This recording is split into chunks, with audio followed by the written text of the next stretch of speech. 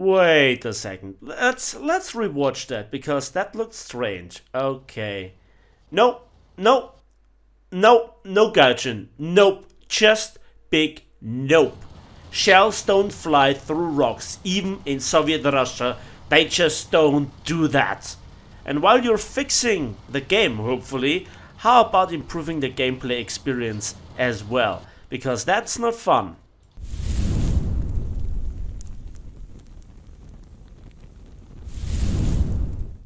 Hello there, and welcome back to War Thunder, to the first impressions of probably the last ship that I want to have a look at in this patch in terms of first impressions. That is the Project 30, the new Soviet battle rating 4.0 destroyer, the Ognevoy.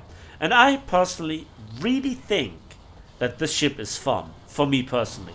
I really think that this ship is not broken, but it still is good. It has some weaknesses, it has some strength, it is very versatile, and that is kind of what I like. Furthermore, battle rating 4.0, you don't get in this 5.3, 5.7 cruiser meta, so you can face opposition like this K2, which has a very similar arrangement of the main batteries. So you have two double turrets with 130mm B13 mountings. Reload is very standard with 6 seconds, and they have such a high bursting charge, they have such a good muzzle velocity and accuracy that shots like these are not a rarity if you range find properly, that is.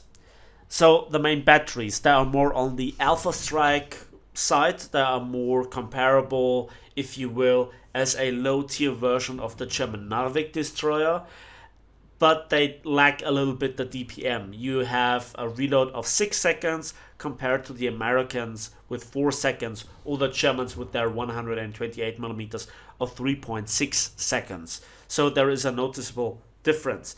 And I completely stock grinded this vehicle myself, or this vessel myself, without spending golden eagles.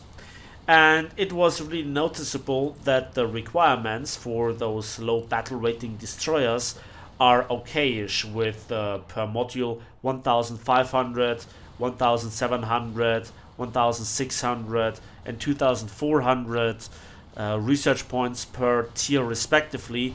That is okayish, that is doable in one day. So yeah, not bad, not bad.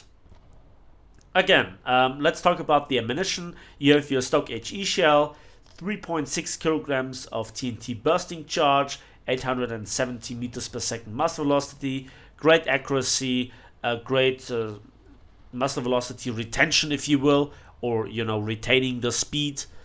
Then you also have the AP, same muzzle velocity, and also a bursting charge of 2.35 kilograms, which is really great for the semi-armor piercing. And then you also have, if you will, a high explosive variable time fuse shells, aka proximity flux shell. Noticeably are here the very low ammunition cost of just 1 silver line per main battery shell. And that is funny because the secondary 76.2mm gun costs 8 silver lines per the HE with distance fuse, and also the APHBC round. The rest of the ship's armament consists of 6 37mm cannons, which are really nice, 4 Russian 50 cals, and obviously 6 torpedoes. The ship has no armor, the ammo racks are at the waterline, with the rear ammo rack being slightly bigger in conjunction with the ammo rack of the 76mm turret. But the ship cannot really take a massive battering compared to some American destroyers. And yeah, there we can see how easily you die to a Project 159. Yep, you die pretty quickly. But that was a nice battle. Let's get into another one and let's see the ship in action. Now, this video will probably be the last of the first impressions, at least on the ships. I'm sorry if you're bored by it, but there is so much content that I did this in the fashion. I wanted to avoid the madness at top tier for tanks. I also didn't want to jump into the madness that is RRB, although I have done one video. and I thought that ships would kind of be a safe haven for my interest in playing War Thunder and bringing you probably content that not a lot of other people are focusing on. Now I understand why other people don't really focus on ships on the internet or on YouTube in particular, because the ships are mostly broken, naval RB is broken, and that in such a way that it is more than hilarious. It is outright embarrassing. But so much, there is nothing really wrong with this ship. So again, the really nice factor here is that you rarely face cruisers, at least at the moment in the current meta. And that is a big relief. Furthermore, the Russians have here a very, very strong 4.0 lineup when it comes to ships. So you have obviously the Ognevoy, the Pr.30. Then you have the Pr.30, which also has very great guns. Furthermore, you have the Project 159, the Project 206, and the Project 206M. And you further can back this up by the Project 183 and even the Russian river patrol boats with their armor, if you know how to use it, versus some other patrol boats with autocannons, can be very effective. And on top of this, you have the Project 1204 late. So you can see you have a very, very strong lineup. Maybe not so strong with the aircraft. I think the Al-4 is one of the few aircraft in the Russian tech tree that has torpedoes. If you discount here the premium Catalina and also the higher tier, where is it? Yeah, the BE6 with 2 torpedoes at battle rating 5.0. So the ship lineup is great, the aircraft lineup not the greatest, but hey, who plays aircraft in that meta, right? Wink wink. Here I try to now go for C and try to kill everything that comes my way. First server goes out, and yep, before I can reload, my front turret is now taken out. And there is just sadly nothing that I can do except go to the 37mm, and they just deal a lot of damage, killing the enemy here without any issues. Yep, that was even an ammunition explosion from 37mm HE shells.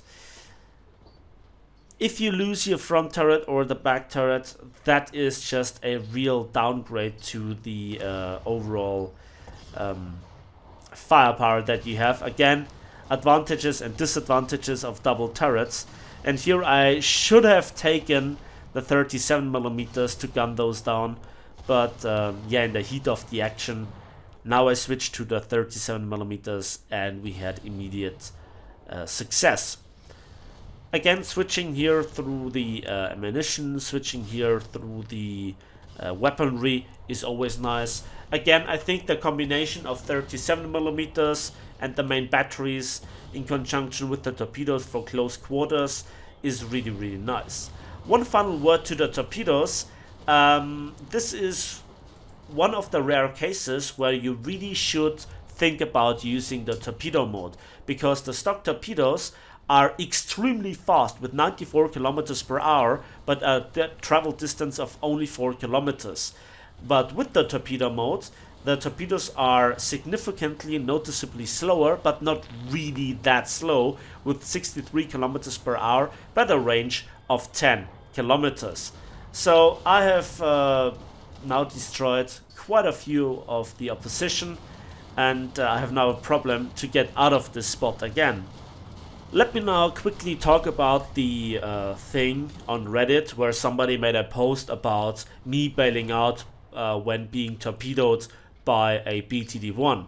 The scene was the following. I played the entire day and was quite frustrated with the overall experience in ship RB, because ships are broken, the meta is stupid, and then in the scene I was rammed by an allied cruiser that pushed me in the path of the torpedoes of a BTD-1, which dropped them after he already was shot down by my flag, and I just didn't want to give this stupid kill with a repair bill anyway of 26,000 silver lines to somebody that just YOLO'd in with his stupid premium torpedo firing plane, which I just so despise. If you play and you fight enemy ships, you win every battle, you win every fight, and then somebody just YOLOs in over the mountain, your anti-aircraft guns just take way too long to open fire, and that's just way too disgusting. And if you're not okay with it, tough, deal with it, unsubscribe if you will, but there are just moments where I just have enough. And that is why I show you this scene. No kill for aircraft. And I'd rather give this kill to the K2. Okay? And I was within the objective, and there's just no real counterplay. I hate aircraft in tank RB. I hate aircraft in ship RB. It is more about aircraft in tank RB and ship RB than it is about the vessels or vehicles giving the respective game mode their name. And that is just way too stupid. Okay, with that out of the way, I hope that you respect this opinion. How you play War Thunder is up to you. And where you find your enjoyment is also up to you. But I find it really stupid from the community to make a Reddit post about this, which I think is not the nicest thing to do, I give it that. But in order to ignore everything else that there is broken and make a Reddit post about that and give that a significance is just one of the reasons why I don't participate in most of the Reddit discussions that are out there. Find your drama somewhere else. This is for me about gaming, and it should be fun. Sometimes it is, but sometimes it just isn't. I hope you agree with this, and if you don't agree with this, then I hope that you, after all this, accept this as being my opinion. So, back to the video. I hope you enjoyed this first impressions on the Pr.30 Ognevoy. I really like this ship. I like the combination of speed, torpedoes, guns, accuracy, damage, the anti-aircraft armament overall, which also works as anti-torpedo boat armament.